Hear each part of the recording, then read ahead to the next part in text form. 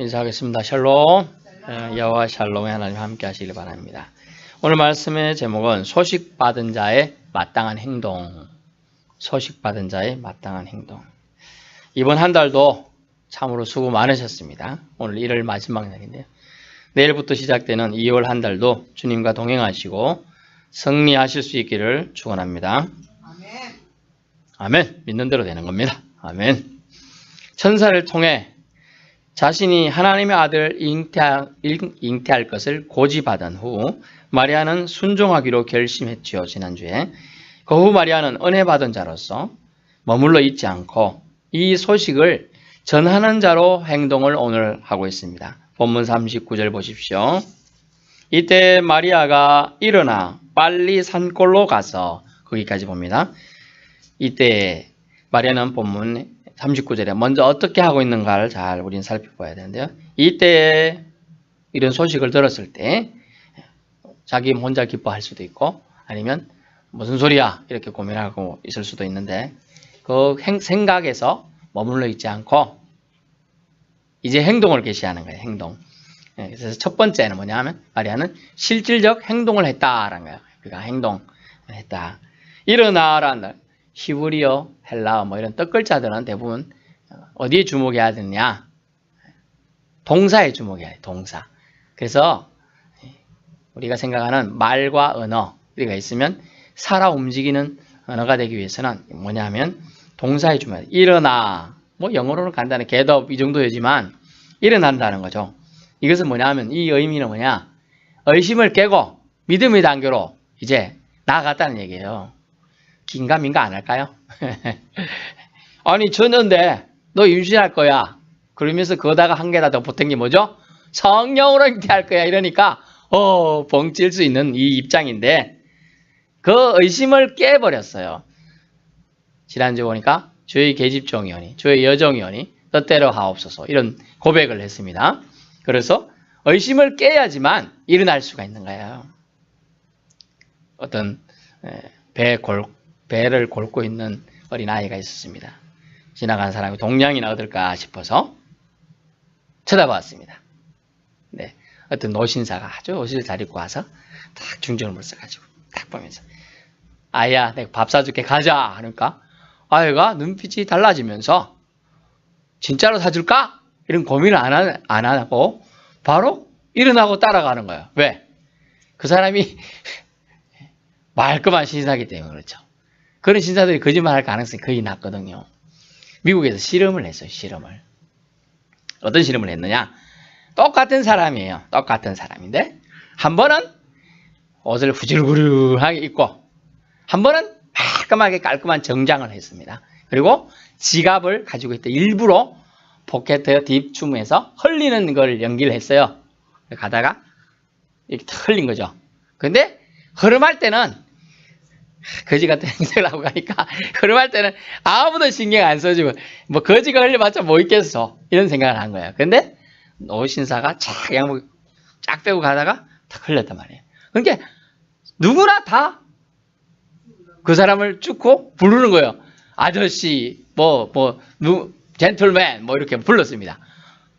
뭘 봤을까요? 그래 사람들이. 그 차이가 뭘까요? 그렇죠. 믿을 만한 사람인가 아닌가죠. 아무래도 신사는 사기를 칠 가능성이 물론 더 많지만 그런 이미지보다는 사람들이 좋은 이미지예요. 그러나 보통 이제 티 한 장, 슬리퍼 질 끌고 그런 것보다 행색이 훨씬 좋다 보니까 믿을 만한 대상이다는 거죠. 그러다 보니까 그 사람에게 행동을 다른 사람들이 적극적으로 하게 된다는 거예요. 적극적으로. 오늘 마리아도 믿을 만한 대상인 하나님의 영, 다른 말로 하면 천사가 와서 말했을 때 믿었어요. 그러니까 그 믿음이 확신이 오니까 실질적인 행동인 일어나는 단계를 하게 된다는 거죠. 일어나기 위해서는 뭘 깨야 된다고요? 의심을 깨야 된다. 듀비어스란다는데요. 둘이 존재한다 생각하는 게 의심이에요. 원래 의심. 참신이다. 아니다. 이런 것처럼 구원자다. 아니다. 이런 것처럼 둘을 항상 둘을 생각하고 있는 거 이게 의심이란 단어예요. 원래 헬라에서요. 의심은 그런 의미입니다. 이 의심을 깨면 일어날 수가 있는 거. 그 다음에 뭐였습니까? 마리아가 일어나서 끝난 게 아니죠. 빨리란 단어가 있어요. 빨리. 재빨리란 단어인데 신속성이에요. 소식을 접한 자, 들은 자, 복음을 받아들인 자는 이 신속함이 생명이에요. 신문 제가 대학 때 신문 기자 뭐 이런 거 약간 접해 본 적이 있었는데요.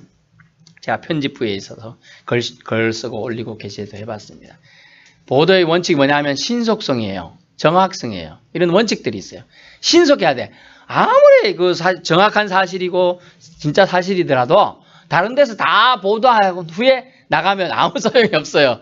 왜냐하면 이렇게 생각하죠. 딴 데서 보도된 거 보고 뺏겼다. 이런 생각한단 말이에요. 그래서 신속하며 정확해야 한다.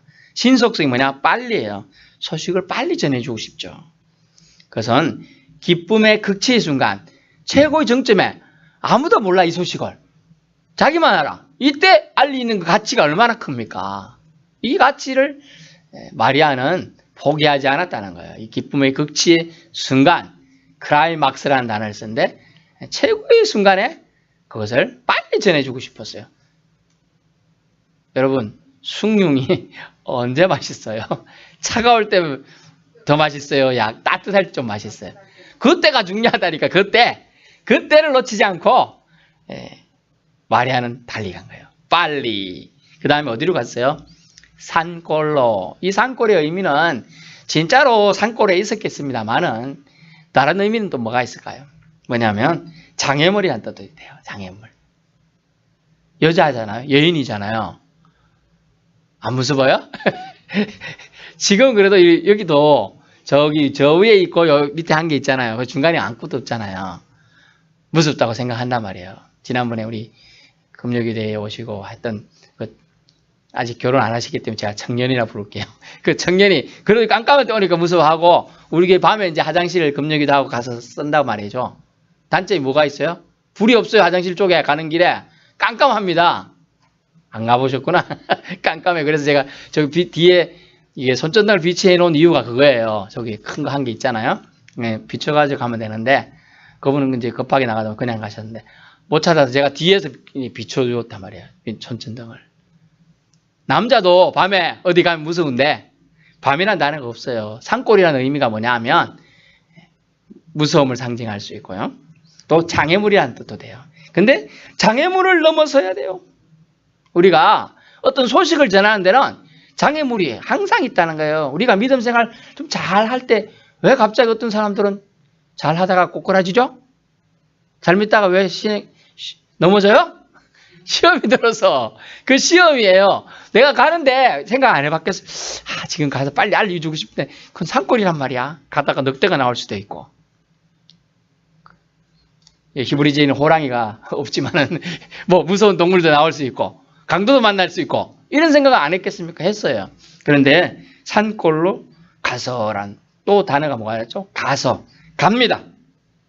실질적인 행동을 위해서 일어나는 단계, 가는 단계를 다 하고 있다는 거죠.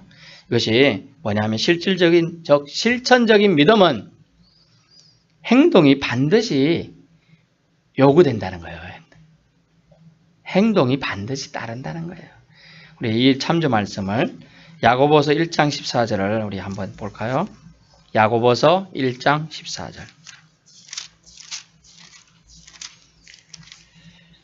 371페이지입니다. 신약전서 371페이지 야고보서 1장 14절입니다.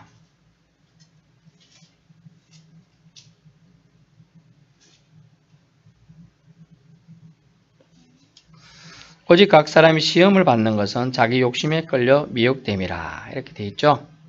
또 그 말씀이 우리가 듣기만 하여 속이기는 자들이 되지 말라 이런 말씀도 있고요. 또 몇 절에 보면 욕심이 잉태한 적 죄가 장성한 적 사망을 낳는다 이런 말도 있고요. 말씀이 하나님의 뜻이 어떻게 되냐면 결국은 듣기만 하고 실천하지 않으면 이런 말씀이 열매를 맺지 못한다는 걸 말씀드리는 거예요. 그래서 23절에 22절부터 너희는 말씀을 행하는 자가 되고 듣기만 하여 자신을 속이는 자가 되지 말라. 잘 듣기는 듣지만은 행하지 않으면 기만, 보급이 된다는 거예요. 기만. 그래서 여러 교회 또 아주 유능한 목사님들이 말씀을 많이 들으면 아주 귀는 고급이 됩니다. 그거 다 아는 말씀이야. 목사님 오늘 보면 아이고 내가 다 아는데 어떤 내용일까? 이렇게 돼요. 그런데 실천하지 못하는 것은 그것이 귀에만 머물고 있지 이것이 생각으로 가서 내 행동으로 결단이 생기지 않기 때문이죠. 그래서 23절에 보면 누구든지 말씀을 듣고 행하지 않으면 그는 거울로 자기의 생긴 얼굴을 보는 것을 사는 것 같아요. 거울로 자기 얼굴을 보죠. 우리 저 교회 들어오는 데 있던데 보는데 뭐가 묻었어요. 근데 묻었으면 거울을 닦아야 돼요. 내 얼굴을 닦아야 돼요. 자기 얼굴을 닦아야 돼. 묻었으니까. 그런데 보고도 안 닦는 거하고 또 거울을 닦는 거하고 똑같은 행동이 말씀을 듣기만 하고 행동하지 않는 거라는 거죠. 그러므로 우리는 행하는 자만 되어야 된다는 거예요. 행하는 자가. 듣기만 해서는 아무 소용없다. 그래서 행하지 않는 믿음은 죽은 믿음이다 라는 말씀도 있는 겁니다. 그래서 2장 17절 보니까 이와 같이 행함이 없는 믿음은 그 자체가 죽은 것이니라 라고 되어 있어요. 그래서 좀 전에 2장 14절 보니까 야고보서 2장 14절 내 형제들아 만일 사람이 믿음이 있노라 하고 행함이 없으면 무슨 유익이 있으리요? 그 믿음이 능히 자기를 구원하겠느냐? 행함이 없는 믿음은 자기를 구원할 수 없다는 거예요. 결국은 아무리 수영 잘하는 사람도 물에 빠졌으면 헤엄쳐 나와야 되는 거예요. 그런데 헤엄치는 거 하지 않고 가만히 있으면 꼬르륵 꼬르륵 가다가 가는 거예요. 그래서 행함이 있는 믿음을 얘기해야 되는 거예요. 행동하는 믿음은 결국 자신이 받은 복음을 오늘 본문에 지인, 친척이죠. 엘리사벳 친척이 나오는데 제일 먼저 알려주게 되죠. 여러분이 가장 기쁜 소식을 누구에게 알려줍니까? 남편입니까? 아내입니까? 자식입니까? 누군가に알려주고 싶은 거예요. 그게 정말 기쁜 소식을 들은 사람의 반응이에요. 근데 그런 반응이 없다는 것은 나 자신에게도 안 기쁘고 전달받은 사람도 안 기쁘다는 얘기죠. 그래서 오늘 마리아가 하는 행동은 복음의 전파성인데요. 복음의 전파성. 우리는 전파라면 잘 이해 못하실 것 같아서 전념이란 말을 아시죠? 전념. 하품하면 옆에 사람한테 전념 됩니까? 안 됩니까?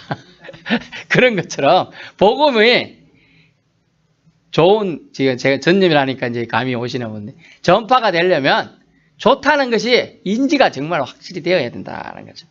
직접 전해주고 싶어야 전해주는 겁니다. 얼마나 전해주고 싶으면 이 여인이 산골이란 장애를 넘고 그 자리에서 일어나고 적시로 가는 겁니다. 적시. 빨리라면 적시. 긴급성을 요구하는 단어예요. 그래서 빨리 가는 겁니다. 수년 동안 공부한 시험을 저도 공부를 오래 해봤습니다만 공부한 시험을 잘 봐가지고 합격했어요. 또 그것을 바탕으로 취직을 했습니다. 취직에 성공했어요. 그럼 얼마나 기쁘겠어요. 그 기쁜 소식을 누구한테 전하겠어요. 열심히 공부한 자녀라면 부모한테 전하고 싶고 또 열심히 공부할 수 있도록 만약 아내가 또 남편이 지원해 줬다면 그 사람에게 알려주고 싶은 거예요.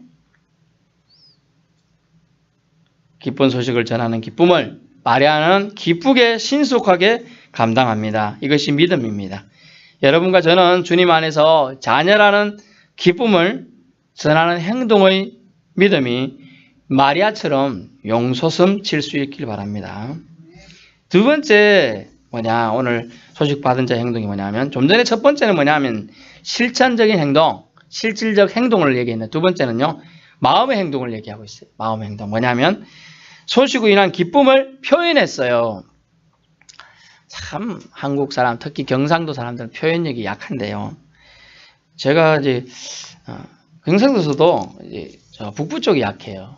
대구 이쪽은 또 리얼리티가 좋더라고요. 제가 대구 도시 사람은 아닌데 군민이었는데 저는 가니까 대구 이제 사람들은 그래? 이렇게 표현을 해요. 그래? 정말이야? 이런데 우리는 그래? 이 정도로 끝나거든요. 정말 밋밋하잖아요. 그래? 또 이것 그래도 많이 해준 거예요. 보통은 아무 반응 없어요. 그런데 그래? 이 정도인데 그쪽 사람들은 그래? 그 참말이야? 나도 좀 해보자. 막 이렇게 되는 거예요. 그래서 표현을 마리아는 어떻게 했느냐? 그 마음에서 우러나는 표현을 감사 찬양 시로 표현했어요. 그래서 성경에 보면 이게 찬양한 찬가를 쓴 시가 많지가 않아요. 성경에 많을 것 같아도 시편으로 표현된 거 뭐 대표적인 거 빼놓고는요. 마리아의 찬가 그리고 사가랴 또 있고요. 그 다음에 저쪽에 보면 모세의 시 뭐 이 정도 3-4개밖에 안 나와요. 찬양으로 쓴 지가. 그리고 미리암의 노래 뭐 이런 거요. 그 외에는 없어요. 나오지 않아. 왜? 사람들이 표현을 안 해요. 표현을. 좋으면 좋다가 좀 표현 좀 하고 사세요. 너무 표현 안 해요. 제가 좀 그래도 저희 집에서는 좀 표현하고 사는데 아무개는 잘 표현을 안 해요. 그러면 이게 좋다는 뜻인지 나쁜 뜻인지를 알 수가 없죠. 그런데 표현을 해야 된다. 그 표현을 마리아는 마음의 표현, 마음의 행동을 했습니다. 뭘로 했습니까? 감사 찬양 시를 오늘 46절부터 55절까지 썼어요. 거의 10절이나 쓴 거예요. 사실 모세도 이게 10절이나 가까이 안 돼요.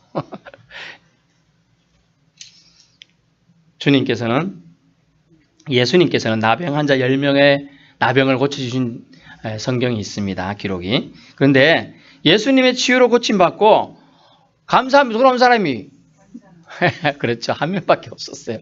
다른 사람 보고 예수님은 뭐라고 했느냐. 그들이 감사치 않은 자들을 질책하시며 예수님은 안타까워하셨어요. 감사가 머무르는 사람이 은혜가 머무르는 사람이에요. 여러분 삶 가운데 오늘 내가 밥을 먹을 수 있는 점이 감사하고 오늘 내가 또 아침에 건강하게 일어날 수 있다는 것도 감사해요. 날 때는 몸이 찌뿌둥하고 막 눈뜨기 싫고 그런 날 있잖아요. 그러면 내가 왜 이러고 있나 싶지 않아요? 그런 생각이 든단 말이에요. 그런데 아침에 눈이 오는 날은 눈이 말끔하게 깨어나게 떠지는 날이 있잖아요. 정말 기쁜 거예요. 그래서 주님은 이 감사에 대한 감사를 표현할 수 있는 사람에게 은혜를 계속 머무르게 하시겠다라는 거예요. 근데 마리아는 은혜를 받은 자요. 지난주 왔는데 오늘 그 은혜 받은 것을 소식을 전하는 감사로 표현하고 있고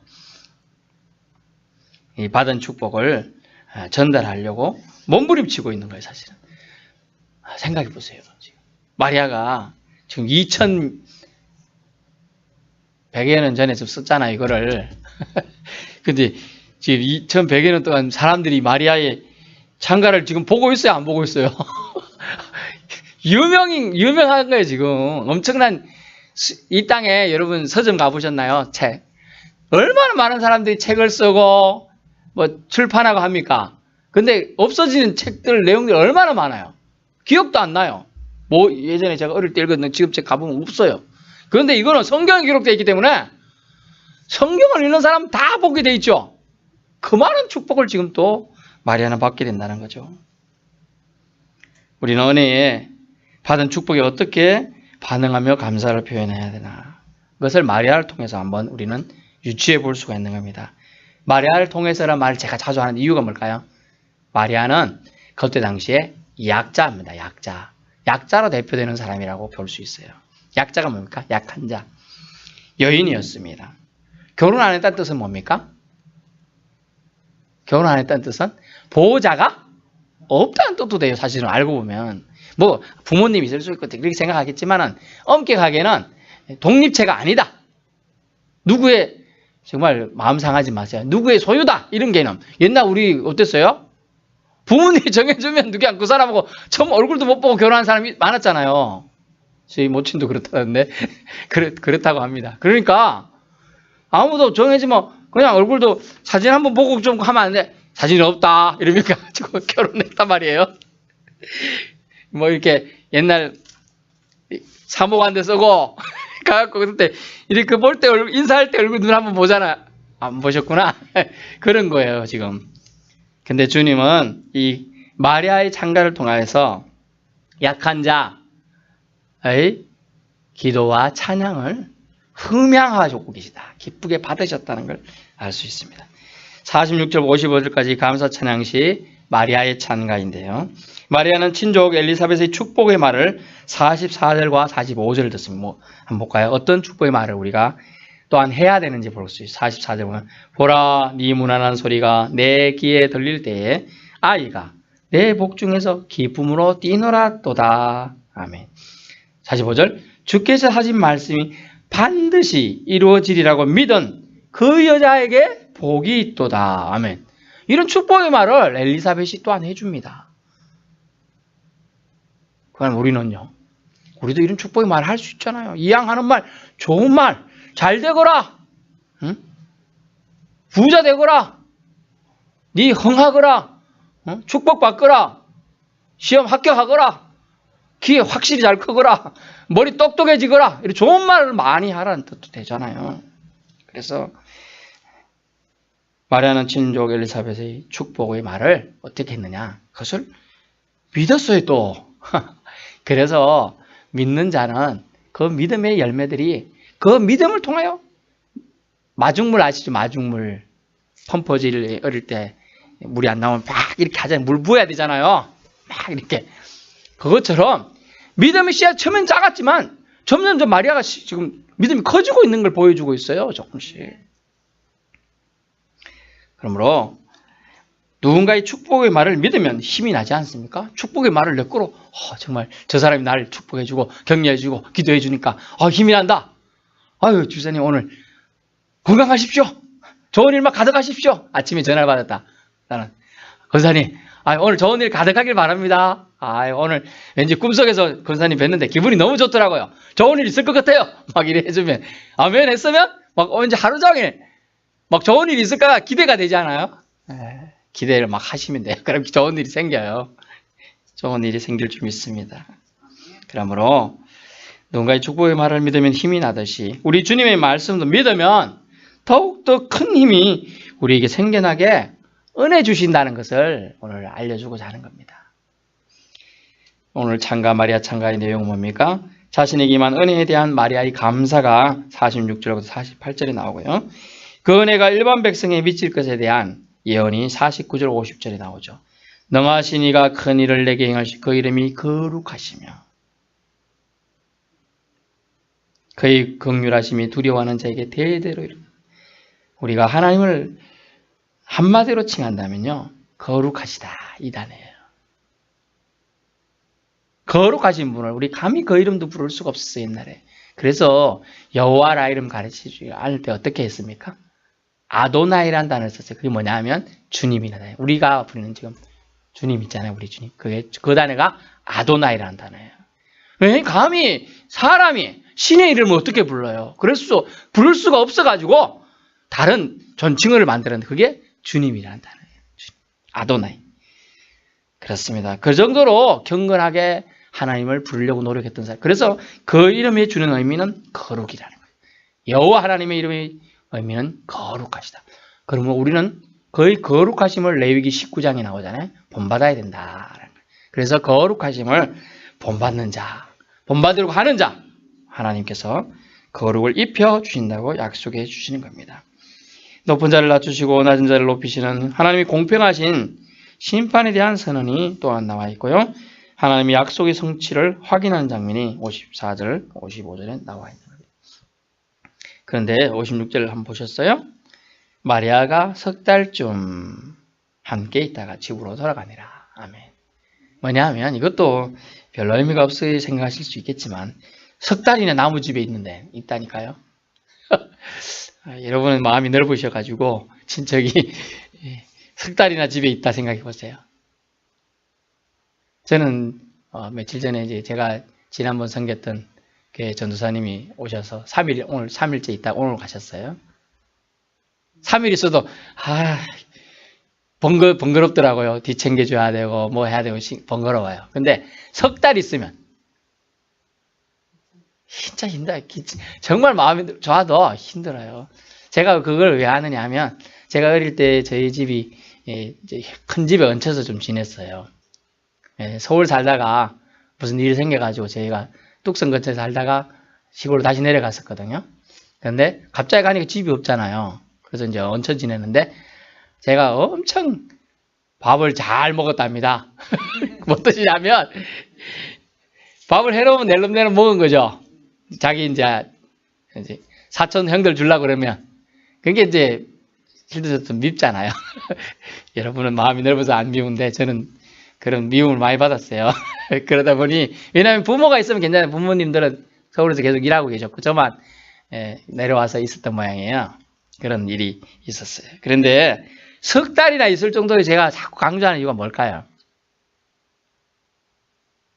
하나님이 은혜를 입은 자는 또 하나님이 좋은 소식을 전한 자는 기꺼이 다른 사람이 섬김을 받는다는 거예요. 석 달이나 지금 어떻게 왜 제가 섬김이라 했어요? 이유가 뭐예요? 그 안에 보니까 40절, 41 엘리사벳에게 문안을 했는데 오히려 인사하러 갔는데 엘리사벳이 뭐라고 하냐면 아이가 복중에 뛰는 자 엘리사벳 성령의 충만을 받아 42절 큰 소리 불르이되 짧게 말한 거다. 여자 중에 네가 복이 있으면 네 태중의 아이도 복이 있도다. 그러면서 내 주의 어머니가 내게 나오니 이 어찌 된 일인가 하면 감격에 기고 있어. 엘리사벳이 언니도 한참 언니예요. 아마 엄마 뻘 정도 되는 것 같아요. 그런데 이렇게 축복해주며 도와주며 심지어 석 달 동안 섬깁니다. 오히려 임신한 6개월이 넘은 사람이. 같이 있으면 밥 해줘야 되죠. 옷 빨아줘야 되죠. 뭐 이런 게 다 있잖아요. 번거로운 것들이. 그렇게 해준다는 거예요. 어떤 사람요? 은혜를 받고 하나님의 소식을 전하는 자. 그렇습니다. 그러므로 우리가 은혜를 받았습니까? 우리에게만 머물게 하는 이 작은 깊은 삶 속 옹달샘 누가 와서 먹나요? 그런 옹달샘처럼 가둬두지 마시고 흘러보내야 돼요. 옹달샘이 누군가가 흘러가서 다른 물고기, 동물 뭐 이런 게 마실 수 있도록 해주어야 한다. 그것이 우리의 사랑이라는 거죠. 소식 받은 자로서 저와 여러분 첫 번째는 실질적인 행동을 하십시다. 그리고 그 마음의 행동으로 오늘 감사 찬양을 올리는 또 찬양의 시까지 쓴 마리아처럼 우리도 노년에 이렇게 뭘 할 수 있고 청년이면 청년답게 뭔가 하나님께 시를 쓸 수 있는 거예요. 10줄까지 필요 없지 않습니까? 3줄만 써도 제가 말씀드리는데 시몬 너는 아느냐 낙엽 지는 소리를 뭐 이러면서 4-5줄 써고도 전 세계에 막 울림을 주는 큰 영국의 시인이 된 사람이 있어요. 1-2줄 써고도요. 그렇게 우리가 하나님께 정말 하나님을 찬양하는 그런 멋진 주님의 사람들 되실 수 있기를 축원합니다. 주님과